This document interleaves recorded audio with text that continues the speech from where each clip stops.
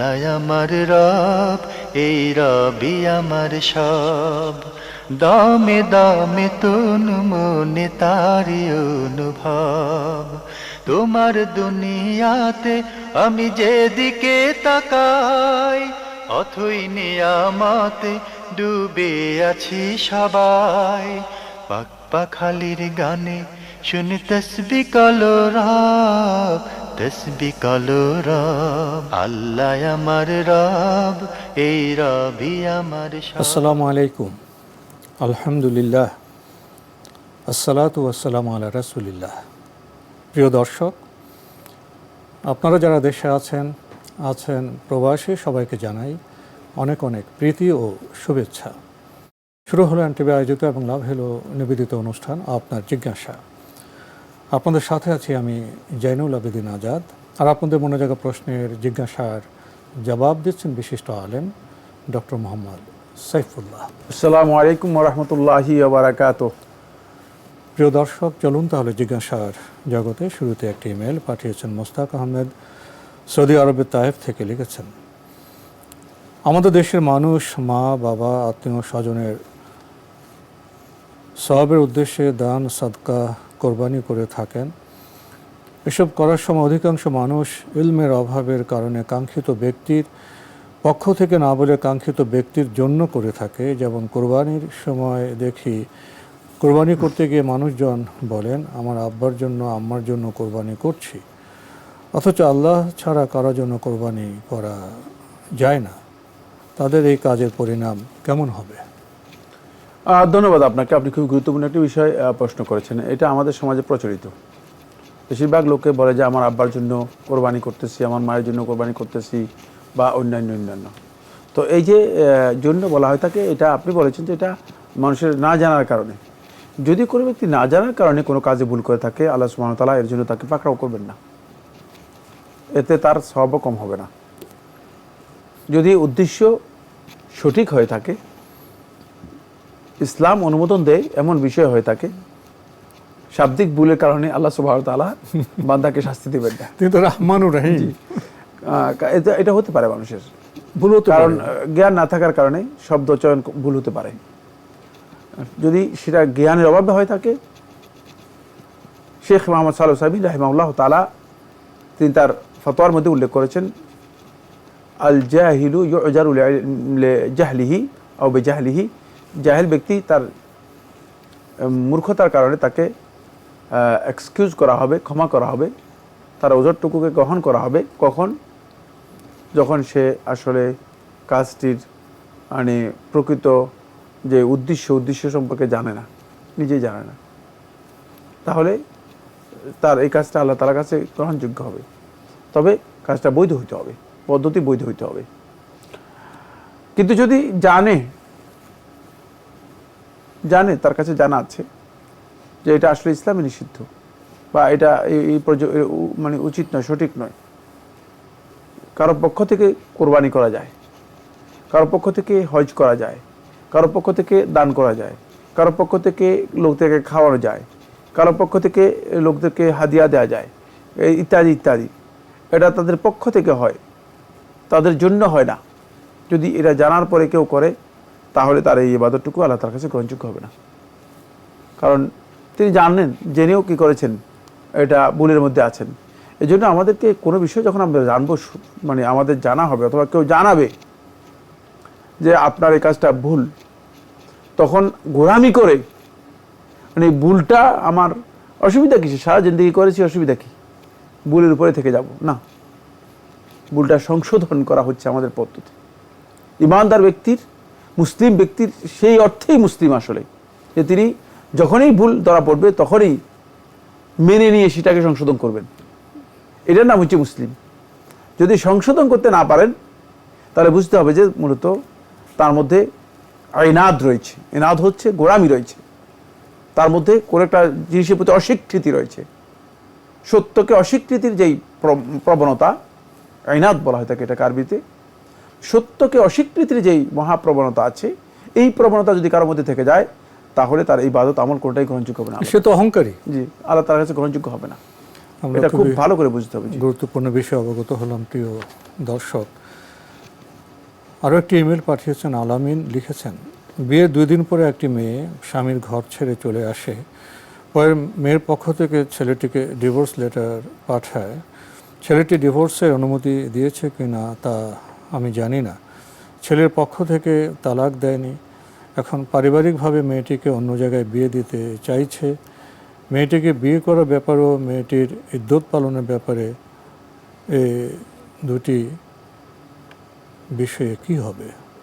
প্রথম কথা হচ্ছে, মানে ছেলের পক্ষ থেকে কোনো তালাক দেওয়া হয়নি, না, আর মেয়ের পক্ষ থেকে শুধু একটা ডিভোর্স লেটার পাঠিয়েছে। ডিভোর্স লেটার পাঠিয়েছে, এর মাধ্যমে তালাক হয়নি।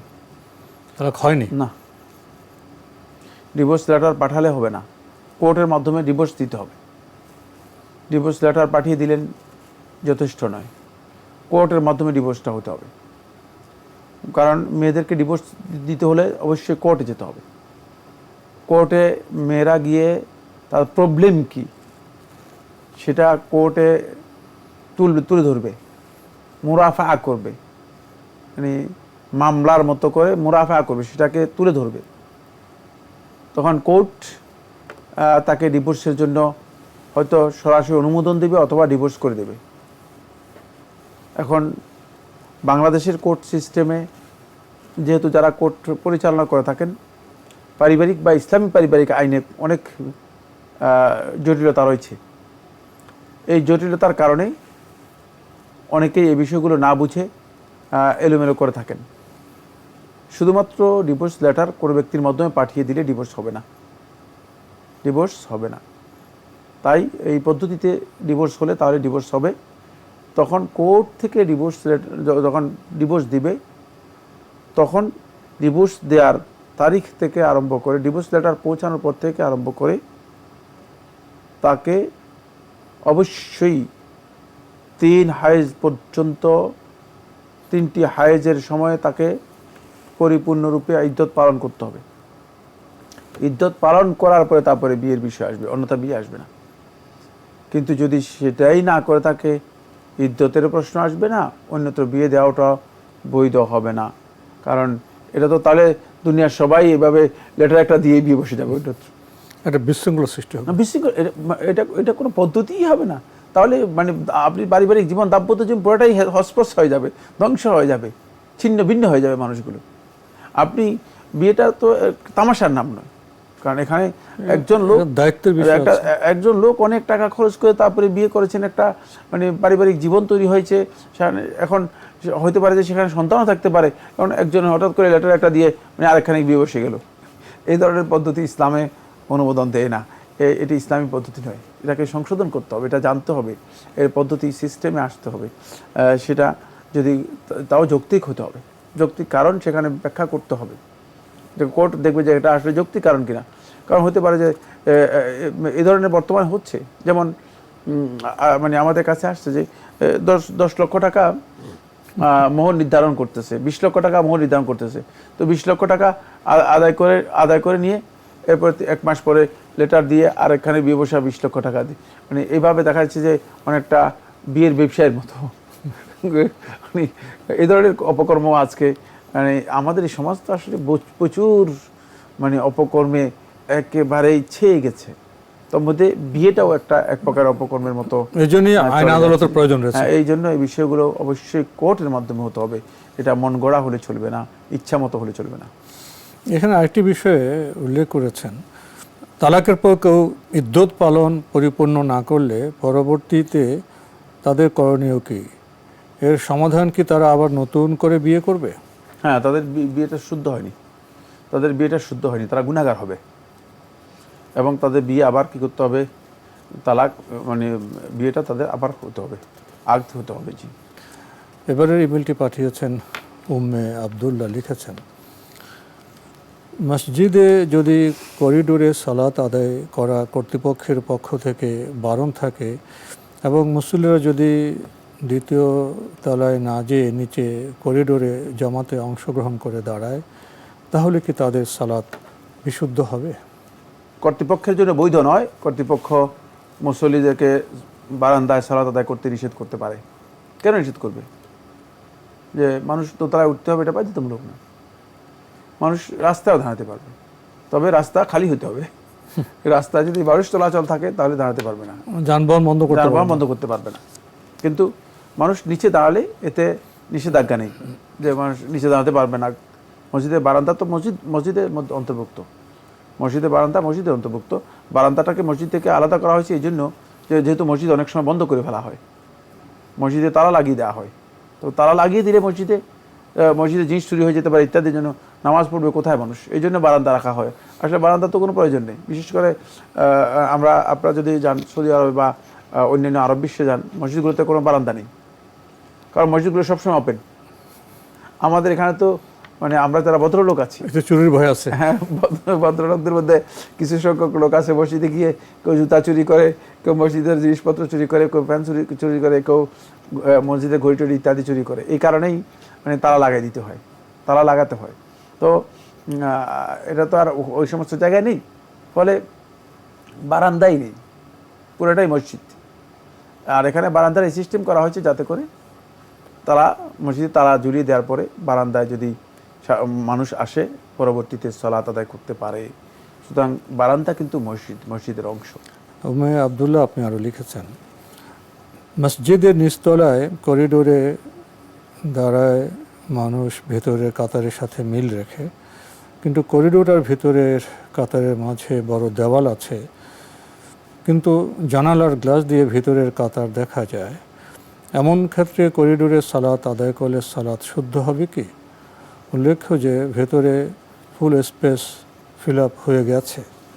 মানে আপনি করিডোর বলতে কি বারান্দাকে বুঝিয়েছেন? না, করিডোর কি জিনিস মানে আলাদা কিছু তো না। না, উনি তো বর্ণনা দিচ্ছেন যে মূল যে কক্ষটার পরে একটা দেওয়াল দিয়ে, দেওয়ালের পরে করিডোর এবং দেওয়ালের সাথে গ্লাস আছে, গ্লাস দিয়ে দেখা যাচ্ছে, এটা তো স্বাভাবিক। সুতরাং এখানে স্বাভাবিক জিনিস, কিন্তু বারান্দায় সালাত আদায় হয়ে যাবে বিলিজমা, প্রশ্নই আসে না। জি, শেষে আপনি লিখেছেন, জুমার সালাত শুরু হয়ে গেলে মসজিদে ভেতরে যাওয়া যায় না এবং ইমামের পেছনে দাঁড়ানোর সুযোগ হয়ে ওঠে না।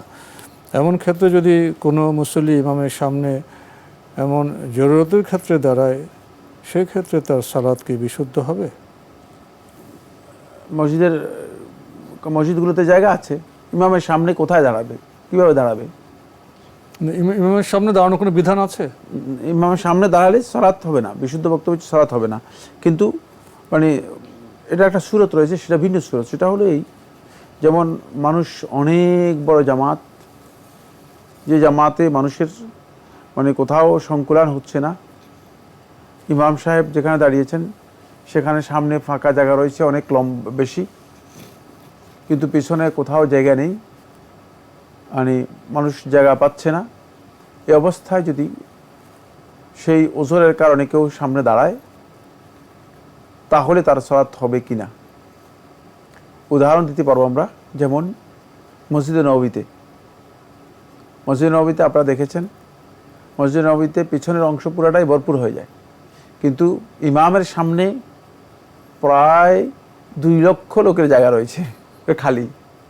কারণ যারা এই মসজিদের ডিজাইন করেছে তারা হয়তো নামাজ সম্পর্কে জ্ঞান রাখে না, অথবা ডিজাইন যারা করেছে পরবর্তী সময়ে তারা যে জানে না যে ইমামের সামনে দাঁড়ানোর কোনো বিধান নেই, এই জায়গায় হয়তো ভুল হয়েছে। পরে সামনের জায়গাটা পুরোটাই খালি, সামনের একটা বিশাল অংশ খালি। এখন দেখা যাচ্ছে পিছনে সব ভরপুর হয়ে গেছে, পিছনে যাওয়ার কোনো জায়গা নেই। যদি এমন হয় তাহলে কোনো ব্যক্তি যদি অপারগ হয়ে ইমামের সামনে দাঁড়িয়ে যায়, মানে সামনের কাতারগুলোতে দাঁড়িয়ে যায়, তাহলে তার সালাত হবে কিনা বিশুদ্ধ বক্তব্য হচ্ছে ইমাম আহমদুল্লাহ হাম্বল রহমতুল্লাহ থেকে তার ছাত্র ইমাম আবু ইসহাক মারুজি রহমতুল্লাহ এর দাওয়াত উল্লেখ করেছেন। তিনি বলেছেন যে হ্যাঁ, যদি এরকম ওজর হয় তাহলে তার সালাত হবে। কিন্তু এখানে যে বিশেষ ক্ষেত্রে এখানে যে ওজর কথা বলা হচ্ছে সেটা আমার জানা নেই, কারণ এটা আমাদের দেশে যে মসজিদগুলো আছে সেগুলোতে এই ধরনের কোনো সুযোগই নেই, এবং এখানে তো এরকম কোনো জায়গা নেই যে এত বেশি লোক একত্রিত হতে পারে। সুতরাং যদি কোনো ব্যক্তি জায়গা আছে ইমামের পেছনে, তারপরে ইচ্ছাকৃতভাবে মসজিদে ইমামের সামনে দাঁড়ায়, তাহলে তার সালাত হবে না, এটাই বিশুদ্ধ বক্তব্য। আমরা জানলাম বিষয়টি সম্পর্কে। প্রিয় দর্শক, আমাদের হাতে একটি চিঠি পাঠানো হয়েছে বাইতুল ফলাহ মসজিদ, পাটেরবাগ, ঢাকা থেকে। আগের চিঠি আপনি লিখেছেন, ফরজ নফল ইবাদতের পাশাপাশি যদি কোনো বড় শিরক বা কবিরা গুনাহ করে এরপর তওবা করে নেয়, তবে কি আরশের নিচে ছায়া পেতে পারবে সে? আল্লাহ ভালো জানেন এই সম্পর্কে, আল্লাহ তাআলা সবচেয়ে ভালো জানেন। তওবা যদি আল্লাহ কবুল করেন তাহলে আমরা কিচ্ছু বলতে পারবো না জি, এটা আমাদের সাথে জড়িত বিষয় না জি। কখন একজন মানুষ বুঝবে তার পরিপূর্ণ হেদায়েত হয়েছে? যাদের একটিও কবিরা গুনাহ থাকবে তাদের কি সহজ হিসাব হবে না কিয়ামতের দিন? আল্লাহর প্রতি সুধারণা রাখছি, তিনি দোয়া কবুল করবেনই, এভাবে বলা কি ঠিক আছে? কবুল করবেনই? আল্লাহ তাআলা দোয়া কবুল করবেন তো বলেছেন, তওবা কবুল করবেন বলছেন, ওয়াদা দিয়েছেন। সুতরাং এখানে আপনার দৃঢ় বিশ্বাস যদি থাকে কোনো অসুবিধা নেই। আল্লাহ তাআলা বলেছেন উদুনি আস্তাজিব লাকুম, আল্লাহ তাআলা স্পষ্ট বলে দিয়েছেন ওয়াইজা সালাকা ইবাদি আন্নী ফাইন্নী করিব উজিবু দাওয়াতা দাঈ ইযা দাআন, স্পষ্ট বক্তব্য কোরআনের মধ্যে আল্লাহ তাআলা বলে দিয়েছেন। সুতরাং আল্লাহ সুবহানাহু ওয়া তাআলা দোয়া কবুল করবেন এটা স্পষ্ট। আর আল্লাহ সুবহানাহু ওয়া তাআলা অন্য আয়াতের মধ্যে আল্লাহ তাআলা স্পষ্ট করে বলেছেন লিয়াতুব আল্লাহু আলাল মুমিনিনা ওয়াল মুমিনাত, আল্লাহ তাআলা মুমিনদের তওবা কবুল করবেন। ইন্নাল্লাহা কানা তাওয়াবার রাহিমা, আল্লাহ তাআলা তওবা গ্রহণকারী দয়াময়। সুতরাং তওবা আল্লাহ তাআলা কবুল করবেনই, এটাই হচ্ছে কাবিলুত তওব গাফিরুদ যামব। সুস্পষ্ট কোরআনের অসংখ্য নুসুসের মধ্যে আল্লাহ সুবহানাহু ওয়া তাআলা তওবার কথা বলেছেন, তওবা কবুল করবেন এটা বলেছেন। তাই এটা যদি কোনো বান্দা বিশ্বাস করে দৃঢ়তার সাথে, ইয়াকিনের সাথে বিশ্বাস করে, কোনো অসুবিধা নেই যে আল্লাহ তাআলা তওবা কবুল করবেন। কিন্তু খেয়াল রাখতে হবে বান্দা একথা মনে করার সুযোগ নেই যে আমি গুনাহমুক্ত হয়ে গিয়েছি, অপরাধ মুক্ত হয়ে গেছি। মানে তার চেতনার মধ্যে অপরাধ বোধ থাকতে হবে, কারণ সে তো অপরাধী, আল্লাহ তাআলা বিধান লঙ্ঘন করেছে। মানে এই আত্মতৃপ্তি বলেন না, আত্মতৃপ্তি অথবা আত্মপ্রবঞ্চনা আসার কোনো সুযোগ নাই, নিজের মধ্যে গরুর আসার সুযোগ নাই যে আমি তো সাচ্চা মুসলিম হয়ে গিয়েছি। অনেকের মধ্যে এই গরুর এসে গিয়েছে, যার মধ্যে গরুর এসে গিয়েছে সে একেবারে সবটাই বরবাদ, তার সে পিছনেরটাও বরবাদ হয়ে গেছে, সামনেরটাও বরবাদ হয়ে যাবে।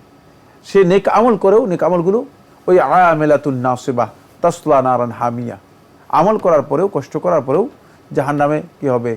প্রবেশ করবে। তিনি আরেকটি বিষয় জানতে চেয়েছিলেন, কখন একজন মানুষ বুঝবে তার পরিপূর্ণ হেদায়েত হয়েছে? হেদায়েতের বিষয়ে মানুষ বুঝতে পারবে যদি তিনি নবী সাল্লাল্লাহু আলাইহি ওয়াসাল্লামের হাদিস সুন্নাহ অনুযায়ী নিজের জীবনটা পরিচালিত করতে পারেন।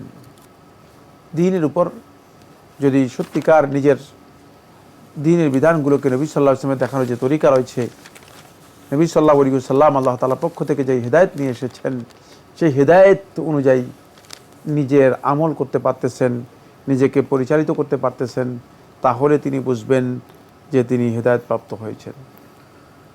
আরও লিখেছেন, ইচ্ছাকৃতভাবে যারা বড় শিরক করে মুসলিম হয়েও তারা যদি অনুতপ্ত হয়ে সত্যিকার প্রত্যাবর্তন করে তবে কি ক্ষমা পেতে পারে? তওবা, আমরা বলেছি তওবা সকল গুনাহকে ক্ষমা করবে, কিন্তু তওবা হতে হবে সত্যিকার তওবা। তওবার শর্ত যেগুলো আছে সেই শর্তগুলো পূরণ করে তওবা হতে হবে। জি, তওবা যে করার পরে তিনি কি আল্লাহর নৈকট্য পেতে পারবেন কোনোদিন? পারবেন না কেন? এগুলো তো তওবা কবুল হলে তো নৈকট্য পেয়ে যাবেন। তওবা কবুল করাই মানে আল্লাহ তাআলা তাকে, হতে পারে যে আল্লাহ তাআলার একেবারে নেক বান্দাও হয়ে যেতে পারে, এতে কোনো বাধা নেই। জি, শুধু সকাল সন্ধ্যার আজকার নিয়মিত করলে তারা, নাকি যারা অধিক জিকির করেন তারা কিয়ামতের দিন অগ্রগামী হবেন? যারা অধিক পরিমাণে জিকির করে তাদের কথা এসেছে, সাবাকাল মুফাররিদুন হাদিসের মধ্যে এসেছে, সহিহ বুখারী হাদিসের মধ্যে এসেছে। রাসূলুল্লাহ সাল্লাল্লাহু আলাইহি ওয়াসাল্লাম ইরশাদ করেছেন সাবাকাল মুফাররিদুন, পরবর্তীতে বলে কাল ইয়া রাসূলুল্লাহ ওয়াল মুফাররিদুন কারা? কাদের ব্যাপারে আপনি বলেছেন অগ্রগামী হয়ে গিয়েছে? তখন বলেছেন আযাকিরুন আল্লাহ কাসীরান ওয়া যাকিরাত, যারা অধিক পরিমাণে আল্লাহ তাআলা জিকির করে থাকেন তারা। অধিক পরিমাণে আল্লাহ তাআলা জিকিরটাকে কী বলা হচ্ছে? সকাল সন্ধ্যা জিকির সহ নিয়মিত যে জিকিরগুলো আছে সেগুলো যদি কেউ করে এটাই অধিক জিকির। এক্ষেত্রে মানে সকাল সন্ধ্যা জিকিরগুলো নিয়মিত করাটা এটা অত্যন্ত গুরুত্বপূর্ণ বিষয়। আরও লিখেছেন, শক্তিশালী ইমানদারদের বৈশিষ্ট্য কি? কখন একজন বুঝবে যে তার ইমান শক্তিশালী হয়েছে? কোনো ব্যক্তির ইমান যদি শক্তিশালী হয় তখন তিনি বুঝতে পারবেন যে তিনি আল্লাহ তাআলার বিধানের ব্যাপারে তিনি কঠোর, আল্লাহ তাআলার নির্দেশগুলো পালন করেন, নিষেধগুলো থেকে বিরত থাকেন এবং হারাম থেকে নিজেকে পরিপূর্ণরূপে বিরত রাখতে পারেন। তিনি হচ্ছেন শক্তিশালী ইমানদার। বাকি এটা এমন কোনো বিষয় নয় যে এটা থার্মোমিটার দিয়ে অথবা কোনো প্যারামিটার দিয়ে এটাকে মাপার কি যন্ত্র রয়েছে, এগুলো কিছুই না। জি, তো আজকে আমাদের এখানে শেষ করতে হচ্ছে। আপনাকে অনেক ধন্যবাদ। আপনাকে অনেক ধন্যবাদ। প্রিয় দর্শক, আমরা দেখছিলাম এনটিভি আয়োজিত এবং লাভ হেলো নিবেদিত অনুষ্ঠান আপনার জিজ্ঞাসা। আমাদের এই অনুষ্ঠান আপনারা এনটিভি অনলাইনেও দেখতে পারবেন। ভিজিট করুন www.ntvbd.com। এছাড়া ইউটিউব এবং আমাদের ভেরিফাইড ফেসবুক পেজে অনুষ্ঠান দেখতে পারবেন। আজকে আমরা শক্তিশালী ইমানদারদের বৈশিষ্ট্য সম্পর্কে প্রশ্ন পেয়েছি। শায়েখ কিছু বলেছেন। আমাদের আসলে জানা দরকার আমাদের ইমান ঠিক আছে কি না, ইমানদারদের যে বৈশিষ্ট্য থাকার দরকার সেক্ষেত্রে আমরা কতটা অগ্রসর হয়েছি। চিঠি লিখুন, প্রশ্ন পাঠান আমাদের ঠিকানায়। পরিচালক আপনার জিজ্ঞাসা, এনটিভি, বিএসসিসি ভবন, ৭ম তলা, ১০২ কাজী নজরুল ইসলাম অ্যাভিনিউ, কারওয়ান বাজার, ঢাকা ১২১৫। ইমেল অ্যাড্রেস আপনার জিজ্ঞাসা @ntvbd.com। মহান আল্লাহ আমাদের সবাইকে নিরাপদে রাখুন, রাখুন শান্তিতে। আসসালামু আলাইকুম। আল্লাহ আমার রব, এই রবি আমার সব, দামে দামে তন মনে তারি অনুভব। তোমার দুনিয়াতে আমি যেদিকে তাকাই, অথই নিয়ামতে ডুবে আছি সবাই। পাক পাখালির গানে শুনি তসবি কালো রব, তসবি কালো রব। আল্লাহ আমার রব, এই রবি আমার সব।